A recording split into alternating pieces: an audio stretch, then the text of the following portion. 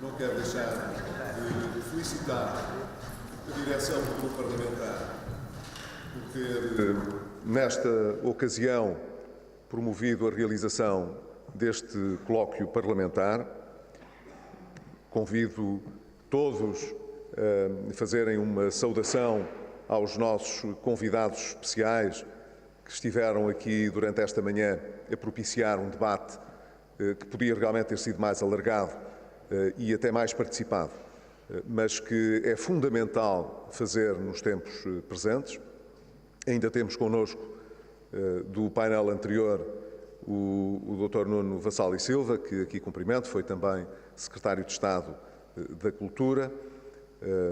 Já não temos connosco a Presidente do Conselho Nacional de Cultura, Maria Calado, que entretanto teve de se ausentar, mas temos cá a Sra. Vice-Reitora da Universidade de Coimbra, a Professora Clara Almeida Santos, que cumprimento, bem como o Dr. Barreto Xavier, que foi dos 3 secretários de Estado do tempo em que eu fui Primeiro-Ministro, aquele que ocupou durante mais tempo o exercício do lugar e aquele, portanto, contribuiu talvez de uma forma mais relevante para aquele que foi o objeto de intervenção política muito relevante na área da cultura dos governos a que tive o gosto de presidir.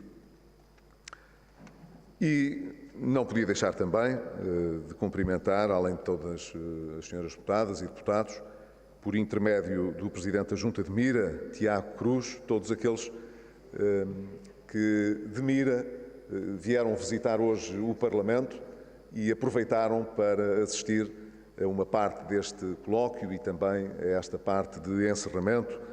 Espero que tenham um dia muito bem sucedido aqui no Parlamento.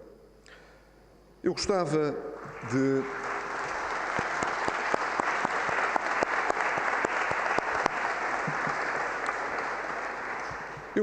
em primeiro lugar, de deixar algumas noções, talvez do ponto de vista mais conceptual, que me parece que podem ser úteis para fazer uma avaliação adequada da importância que a cultura e as políticas de cultura podem ter. Em primeiro lugar, sublinhar que a cultura é, pelo menos do ponto de vista do PSD, um elemento fundamental da afirmação da pessoa e também das escolhas livres que a pessoa pode fazer. Não pode ser vista de uma forma absolutamente isolada, porque a pessoa também não é sem a sua relação social e, nessa medida, a cultura é sempre um elemento também fundamental de afirmação para o PSD de uma sociedade livre e inclusiva. A cultura, por essa razão, deve estar também presente nas políticas públicas e não estritamente relacionado com a provisão de bens públicos, também com a regulação que sempre o Estado deve promover. Porque, como muito bem aqui foi assinalado pelo Dr. Barreto Xavier, nem nos elementos mais vincadamente económicos do mercado há alguém hoje que acredite em processos de autorregulação. Falamos sempre de elementos institucionais complexos que exigem regras, regulação e, nessa medida também, até certo ponto, intervenção pública. A cultura não pode deixar de ser vista nesse contexto mais alargado como uma política pública, como eu dizia, fundamental para poder promover uma boa regulação da esfera social. E, por fim, mesmo com este elemento adicional de participação no nosso debate, dizer ainda que a cultura, para o PSD, representa um sustentáculo muito importante para as políticas de combate às desigualdades e, nessa medida também, de promoção de coesão e de identidade da nossa nação. Quis começar por esta avaliação mais conceptual para não deixar nenhuma dúvida de que nós não temos uma visão periférica da importância da cultura, seja na sociedade, seja nas políticas públicas. E, apesar de a cultura, como todos os domínios da nossa sociedade, está sujeita às restrições herdadas, às restrições que resultam das escolhas que fazemos no dia a dia, mas apesar de tudo isso, a cultura tem uma dimensão muito maior do que o alcance económico que possa representar em cada momento. Eu creio que o Dr. Barreto Xavier, já em ocasiões anteriores, e pelo menos no debate comigo frequentemente, insistia na relevância de não esgotar a discussão da cultura à sua dimensão económica. Claro que a insistência dele tinha uma justificação, é que durante alguns anos a restrição financeira foi fortíssima e nessa medida, como é evidente, a cultura, enquanto orçamento, acabou também por ter alguns reflexos das implicações que vieram justamente de um período em que a restrição financeira era fortíssima. Mas nós temos noção de que, quando olhamos para trás, apesar dessas restrições de natureza orçamental, nós temos razões para nos podermos orgulhar das políticas que desenvolvemos no domínio da cultura e quando olhamos, de facto, ao que foi executado e realizado, ficamos convencidos de que a diferença face àquilo que eram as intenções, as promessas sempre vertidas em propostas de orçamento e em orçamentos aprovados, exibia uma divergência muito menor com o passado do que poderia parecer. Quando olhamos para os orçamentos que foram executados, na verdade, a diferença não foi assim tão grande para os anos anteriores. O que não quer dizer, portanto, que se tivesse gasto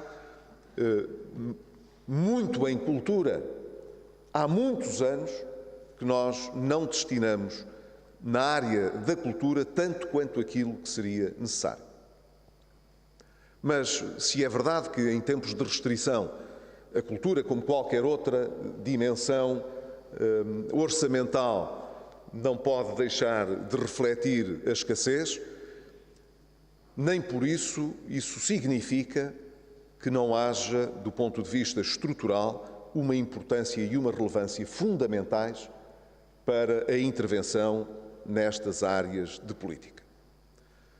Eu devo dizer que nos tempos de maior restrição houve sempre a queixa bem justificada de que tivemos de restringir orçamentos na área da educação, na área, por exemplo, da saúde, e ninguém discute a relevância para os níveis de bem-estar e de progresso social que podem resultar de políticas adequadamente financiadas na educação ou na saúde. Assim é com a cultura também. Ora, o que se fez e investiu em diversos domínios na área da cultura deixa-nos tranquilos por saber que não falhámos naquilo que era essencial. O país não falhou naquilo que era essencial. Seja no que respeita ao apoio às artes, seja no que canalizamos justamente para a salvaguarda, proteção, recuperação e reabilitação de património, aqui pensando muito evidentemente no património material, mas não apenas, também em termos de classificação de património material e imaterial.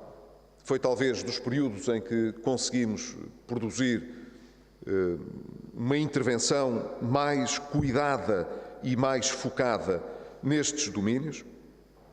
Quando passamos então para a área dos equipamentos de natureza pública, a intervenção foi sistemática e regular, seguindo uma linha de prioridade, mas nessa prioridade fomos sempre presentes naquilo que era mais relevante.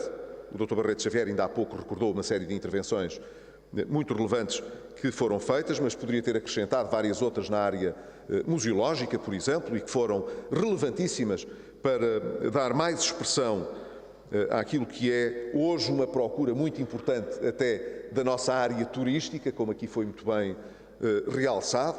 Uma parte significativa dos turistas que procuram, por exemplo, a cidade de Lisboa, mais de metade deles procura justamente visitar museus e tomar contacto com património cultural que nós temos vindo a preservar e a organizar de uma forma mais estruturada. Não podemos esquecer tudo o que foi feito na área dos direitos de autor e direitos conexos, porque não há nas artes, desde logo, seja quando se promove a sua produção, seja a sua internacionalização, nada que possa dispensar a proteção daqueles que são os criadores, os que, em bom rigor, são os produtores de cultura, e houve realmente um avanço significativo na clarificação do enquadramento legal nestas áreas. Houve também, do ponto de vista do financiamento da cultura, alterações importantes que, no âmbito da Lei dos Benefícios Fiscais, trouxe um enquadramento melhor para o mecenato cultural. Não chegámos ainda onde é necessário, mas demos passos muito importantes no passado recente neste domínio. Poderia falar também de tudo o que envolve o livro, a leitura, o cinema. Houve realmente um progresso muito importante, apesar de todas as restrições e dificuldades, em vários domínios da cultura que foram extremamente importantes e significativos. No entanto, e esse é um aspecto que vale a pena sublinhar, muitas vezes o debate político alcança níveis de distorção e eu acho até que de desonestidade tal que muitos destes resultados, que deviam ser resultados importantes para a sociedade no seu conjunto, para o país no seu todo, são ou diminuídos ou simplesmente ocultados para dar uma ideia artificial, quer do que foi o nosso passado, quer do presente que estamos a viver. Isso passou-se na cultura com um estrondo grande quando analisámos o orçamento da cultura, quer para 2016, quer para 2017. Apesar da tentação do Governo tentar ocultar a verdadeira dimensão do orçamento que destinou à cultura, juntando as transferências que faz para a Rádio e Televisão Portuguesa na mesma rúbrica orçamental, para assim dar uma ideia de que havia muito mais meios para a cultura do que antes, quando olhamos para os números, verificamos que, afinal, as críticas fortíssimas que eram dirigidas ao anterior Governo e que eram essencialmente as de que estávamos a penalizar excessivamente a área da cultura, não tinham razão de ser, porque o orçamento da cultura é hoje não maior, mas até ligeiramente menor do que foi num passado em que as dificuldades financeiras eram imensas. Poder-se-á dizer, bem, mas já que não há mais dinheiro para a cultura, dá-se-lhe mais importância porque criou-se o Ministério da Cultura. Bem, nós tivemos no último Governo a Ministra da Cultura, que de resto está aqui presente, e é verdade que não criámos o Ministério em si, mas a importância política da cultura esteve sempre assinalada pelo facto de quer a Ministra, quer antes o Secretário de Estado, estar na dependência do Primeiro-Ministro ou da Presidência do Conselho de Ministros, que é uma área por excelência do Primeiro-Ministro, embora ele a possa delegar em parte no Ministro da Presidência, se for esse o caso. Mas quer isto dizer que atribuímos uma importância transversal do ponto de vista político à área da cultura. E hoje que existe um Ministério da Cultura, ele desapareceu. Não se sabe o que é feito do Ministério da Cultura, em termos de importância política, evidentemente, porque no resto lá continuam as direções gerais todas na mesma. Afinal, a relevância que se queria atribuir à cultura não era assim tão diferente daquela que nós atribuíamos, mas quando ouvimos os nossos detratores dos últimos anos, dava a impressão que tínhamos atirado a cultura para um caixote menor das políticas públicas, quando, na verdade, se isso pudesse ter alguma justiça, teríamos de dizer que o atual governo fez exatamente na mesma, porque não se verificou que houvesse uma distinção relevante na forma como os serviços estão articulados e como são projetados no plano público do governo. Vivemos, portanto, na área da cultura, uma ideia de artificialismo, de que temos muito mais dinheiro quando não temos, de que se lhe dá muito mais importância política quando não dá e por aí fora. Esse artificialismo vive, portanto, muitas vezes de tentativas de ocultação, de reescrição da história e muitas vezes de mentiras, quando não de falta de vergonha, na maneira como as questões são tratadas. Acho que posso dizer isto sem medo de estar a utilizar palavras mais fortes, porque verdadeiramente as palavras aqui têm de estar de acordo com a realidade, e a realidade é esta. Infelizmente, isto não se aplica só à área da cultura, aplica-se a muitas outras áreas. Darei daqui a pouco uma exemplificação sobre isso. Mas neste colóquio, e essa era a segunda abordagem que eu queria fazer, a área da cultura tem de ser vista, e essa foi um bocadinho a escolha no programa deste colóquio, como um meio de tornar o nosso crescimento, e desde logo o nosso crescimento social também, mais inclusivo e mais forte. E daí esta necessidade de incluir a análise sobre o património na sua conjugação com as ofertas que podem vir do lado do turismo e, portanto, do lado da economia. Nós precisamos de integrar bem a oferta cultural na oferta turística também, porque isso valoriza a oferta turística e, nessa medida, atrairá procuras mais diferenciadas, de maior valor acrescentado e que, portanto, nos permitam, no final do dia, reinvestir uma parte do resultado da procura gerada numa maior qualificação ainda dos instrumentos que nos permitirão crescer mais na área da cultura. Mas um dos aspectos mais largo do que este, que é o de incluir cultura e património nas ofertas turísticas e na economia, é analisar a importância que a cultura tem para podermos ter realmente uma sociedade inclusiva e, portanto, nessa medida, uma sociedade mais livre e capaz de poder alcançar mais bem-estar e mais prosperidade. Nós, quando olhamos para o Portugal democrático, verificamos, sobretudo quando nos fixamos num ponto de amarração que constituiu a nossa entrada na Comunidade Económica Europeia, portanto, nestes últimos 30 anos, uma evolução tremenda daquilo que são as nossas condições, nomeadamente na área social, para atingir uma sociedade de maior bem-estar, de maior proteção da pessoa, dos cidadãos e das escolhas que possa fazer, cada um.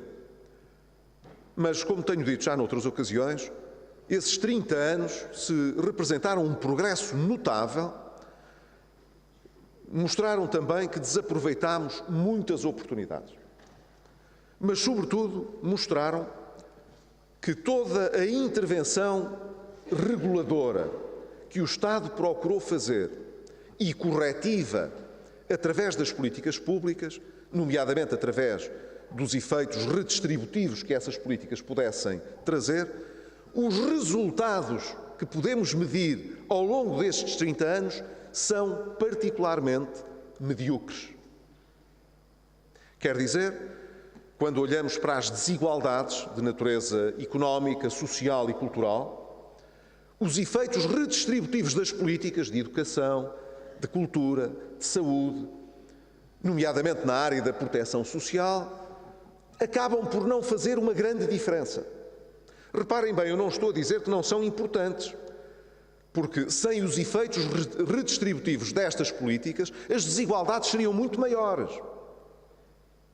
Mas depois de analisado o resultado, quando a redistribuição é feita, as desigualdades não se desenvolvem ao longo das décadas num sentido positivo, isto é, não diminuem.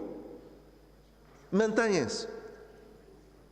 Ora, isto é absolutamente insatisfatório, porque é suposto que a função redistributiva destas políticas públicas pudesse empoderar mais cidadãos na área da cultura, na área da saúde, na área da educação, na área social e, com isso, construir uma sociedade, apesar de tudo, não é mais igualitária, porque não é o nosso objetivo, mas menos desigual, em que cada um dos cidadãos se pudesse sentir cidadão mais pleno, escolher mais livremente, alcançar níveis de bem-estar mais elevados, fugir um bocadinho às condições de partida e, portanto, à discriminação negativa.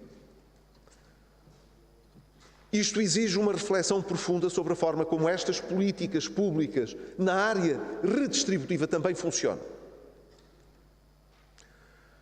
E uma das razões por que isso é indispensável é porque, no essencial, se estas políticas falham, quer dizer que aqueles que mais contribuem, até do ponto de vista financeiro, para o orçamento redistributivo são depois aqueles que mais absorvem os benefícios que são redistribuídos. Quer dizer, estamos a redistribuir um bocadinho em circuito fechado.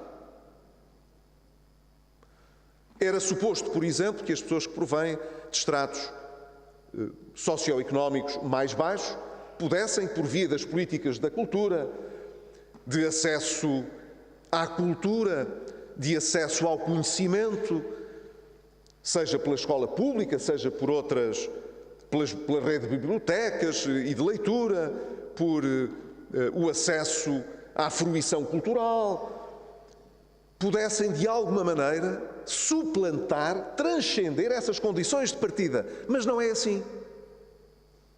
Quando depois vamos ver os resultados, os que mais beneficiam destas políticas públicas já eram aqueles que, à partida, de um modo geral, se encontravam numa posição mais favorável. Ora, alguma coisa de errado está a acontecer. E na cultura também acontece. Não estou a dizer que isto é absolutamente determinista. Há, evidentemente, pessoas que conseguem escapar a este fatalismo das condições de partida, felizmente, mas quando vemos a mobilidade social, cultural, económica, na maior parte dos casos, nós estamos a falar de exceções e não da regra. A regra é, estamos a redistribuir em circuito fechado e a alterar pouco as condições de mutação social, que são aquelas que desejamos para uma sociedade mais equilibrada, mais justa, em que, portanto, as pessoas sejam menos discriminadas negativamente e possam escolher com mais liberdade, sem serem penalizadas. Mas, por fim, queria, como prometi, dizer que, infelizmente, há uma certa tentativa de escamotear estes problemas. E isso é altamente insatisfatório, porque nós, se hoje estivéssemos no Governo, não estaríamos a escamotear estes problemas. Estaríamos a mostrar esta insatisfação, mas a atuar sobre estas políticas para podermos ter resultados diferentes. Nós não podemos comparar as restrições financeiras que se viveram em 2011 e 2012 e até, em parte, em 2013, com as que se vivem em 2015 ou 2016 ou 2017. Estamos a comparar o que não é comparável. Numa altura estávamos sob resgate externo, hoje em dia não estamos e sabemos a que é que isso se deve. Muito à nossa vontade, à capacidade de sacrifício, mas, sobretudo, à nossa determinação em poder fugir ao abismo da restrição financeira e em poder caminhar com mais responsabilidade para o futuro. Mas, se não podemos comparar o que não é comparável, podemos olhar para o artificialismo que se está a viver hoje, pretendendo dar às pessoas a ideia de que as coisas, afinal, são muito diferentes daquilo que elas pensariam. Este artificialismo vive-se na cultura, como já tive ocasião de ilustrar, mas tem-se sentido também a propósito de várias outras matérias. Eu farei aqui apenas uma observação ultrassintética a propósito de uma notícia de hoje de manhã. Parece que a Caixa Geral de Depósitos foi bem sucedida numa emissão obrigacionista perpétua, quer dizer que durará para a vida inteira, que teve lugar no Luxemburgo. Terá sido fixada, dizem as notícias, em qualquer coisa como 10,75% a taxa de juro dessas obrigações. Provavelmente o Governo vai mostrar a sua enorme satisfação pelo sucesso desta operação. Eu não sei como é que é possível alguém afirmar que uma operação nestes termos possa ter sido um sucesso. Eu vou explicar porquê. Não está em causa a importância de proceder à recapitalização da Caixa Geral de Depósitos. Isso é importante. E ainda mais importante, conseguir que essa operação não tenha um impacto direto no déficit das contas públicas portuguesas. Quer dizer que possa ser feito, como o Governo terá obtido permissão junto da Comissão Europeia, em condições de mercado. O preço de 10,75% de taxa de juros a pagar por estas obrigações é o preço do mercado que os contribuintes vão pagar para que a operação não tenha impacto no déficit e a Caixa Geral de Depósitos fique com uma capitalização que vai quase atingir o valor de 5 mil milhões de euros.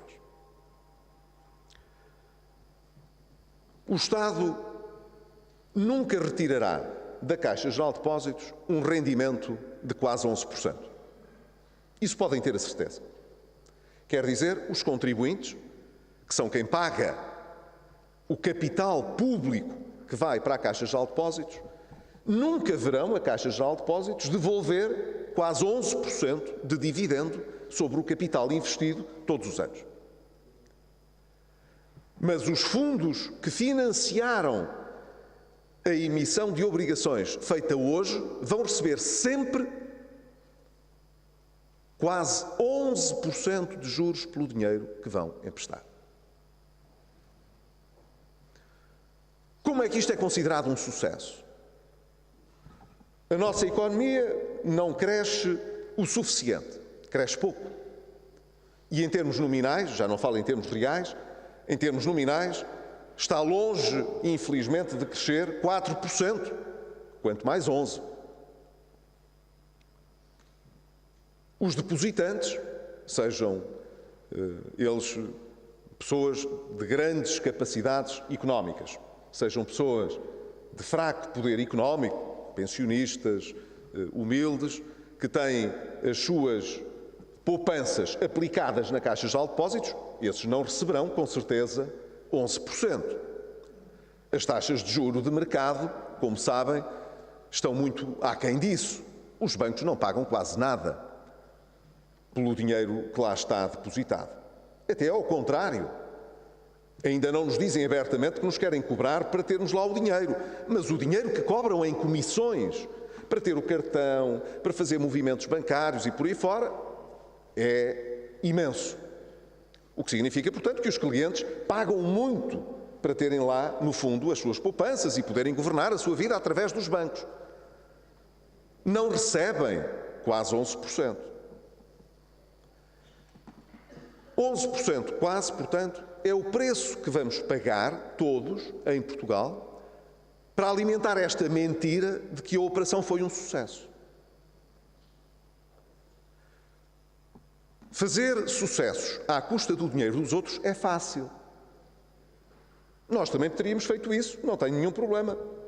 Também lá podíamos ter posto muito dinheiro a remunerar imenso. Só não sei qual é o segredo que isto tem para que alguém ache que isto é o que vale a pena fazer. O preço que vamos todos pagar é realmente muito elevado. O que é intolerável é que o Primeiro-Ministro entenda dizer que este preço que vamos pagar, que é elevadíssimo, resulta, imaginem, do governo anterior ter iludido os problemas da banca. Quer, portanto, passar a culpa. É dele a decisão de fazer uma emissão obrigacionista perpétua que vai pagar quase 11% de juros, para que isto não tenha impacto no déficit e para que o governo possa dizer que a operação foi um sucesso. Mas a culpa tem de ser minha. Não é dele que tomou a decisão. A culpa tem de ser minha. É como na cultura. Não há dinheiro para a cultura, a culpa é de Passos Coelho e do governo do PSD. Como na saúde, como na educação, como em muitas outras coisas. É uma atitude que eu penso não prestigia aqueles que as tomam e os que exercem a política desta maneira. A Caixa Geral de Depósitos, falarei sobre isso hoje, noutra circunstância, é um banco público e foi um banco público durante todo o tempo em que o PSD e o CDS-PP estiveram no governo. Durante todo esse tempo, fizemos muito pela saúde financeira da Caixa, desde logo criando provisões para muitos créditos mal atribuídos no passado.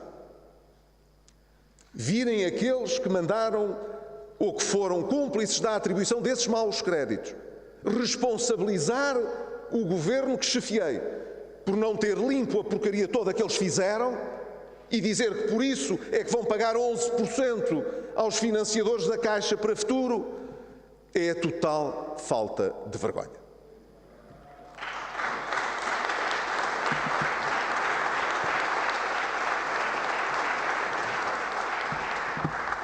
Concluo dizendo que nós temos, do ponto de vista democrático, realmente muito que evoluir se queremos que as políticas públicas possam também elas evoluir de uma forma madura e adulta. Nós não temos os meios que são necessários para poder acudir, por exemplo, a todas as necessidades em termos de, eu já não digo de salvaguarda, mas de conservação do nosso património e de reabilitação do nosso património. E quando digo não temos, não estou só a falar do Estado, estou a falar da sociedade, porque isso não depende apenas do orçamento do Estado. No limite, o Estado pode cobrar os impostos que quiser para ir financiar as políticas que considera relevantes. E falo-á se as pessoas que elegem os governos assim o decidirem. Há países que gastam em políticas públicas muito mais do que nós e em que os impostos são mais elevados. Nesses países as pessoas estarão provavelmente satisfeitas com aquilo que é o resultado das políticas públicas. Se perguntarmos em Portugal se as pessoas querem pagar mais impostos, elas provavelmente dirão que não estão interessadas nisso, porque já pagam muito. Com isso, evidentemente, fazem também uma avaliação daquilo que o Estado faz com o seu dinheiro. Mas o seu dinheiro, o dinheiro dos portugueses, da economia portuguesa, é limitado. E, portanto, seja através de políticas públicas, seja através de investimento privado, os meios que temos para acudir às necessidades são, infelizmente, demasiado escassos face à dimensão dessas necessidades. E esse é basicamente o problema económico também da cultura. O que é que isso nos obriga a fazer? A ser muito seletivos em termos de prioridades. Em podermos discutir abertamente uns com os outros o que é que consideramos de facto imprescindível, prioritário, mais relevante, porque não podemos acudir a tudo. Nem no país, nem cada família, nem cada pessoa de per si. Se perguntarmos livremente a alguém o que é que gostava de fazer na vida, não nos surpreenderemos, provavelmente, com a ambição das respostas. mas quando confrontados com as reais possibilidades de concretizar essas escolhas ou esses sonhos, as pessoas tendem a decidir de outra maneira, porque sabem que não têm todas as possibilidades. Assim é também com a nossa sociedade. É por isso que é tão relevante fazer um debate sério sobre o que são, francamente, as emergências, as prioridades, o que é, portanto, mais importante para nós. E isso tem de ser feito também na cultura. Não confundindo aquilo que é a provisão de um bem público com, muitas vezes, a necessidade de definir a natureza desse bem. E de encontrar, seja dentro do Estado, seja na sociedade mais alargada, os meios adequados para prosseguir essas políticas. Umas vezes terá de ser o Estado diretamente a intervir e a garantir o resultado, prestando o serviço. Noutras vezes, o Estado definirá a regra, irá verificar se essa regulação funciona com efetividade ou não, se há alguma coisa na máquina pública que precisa de ser alterada para que a intervenção possa ser efetiva e deixá-la a mais para os cidadãos, para as empresas, para as instituições de natureza coletiva ou individual. Mas para isso nós temos de conhecer as nossas limitações e ao mesmo tempo de fazer opções. E essas opções, para serem bem informadas, exigem debates desta natureza, o concurso de muitos especialistas, mas a discussão pública mais alargada que pudermos ter. A boa informação, neste caso, é imprescindível, mas não pode deixar de estar à disposição de quem faz as escolhas. E numa democracia, quem faz as escolhas é o povo. É assim. Uma vez ficarão mais satisfeitos os especialistas, outras vezes ficarão menos. Mas todos temos um papel a desempenhar. E eu creio que andariam bem aqueles que hoje nos governam se mostrassem também essa humildade de reconhecer a realidade que temos e depois de confrontar em debate público a escassez de meios que o Estado e a sociedade têm com as prioridades que as pessoas, no seu conjunto, queiram definir para que os nossos recursos não sejam desperdiçados, pelo contrário, para que possam cada vez mais ter retorno com mais valor. É isso que nos permitirá sempre alargar o reinvestimento em setores que consideramos prioritários, como é o caso da cultura. O meu agradecimento mais uma vez.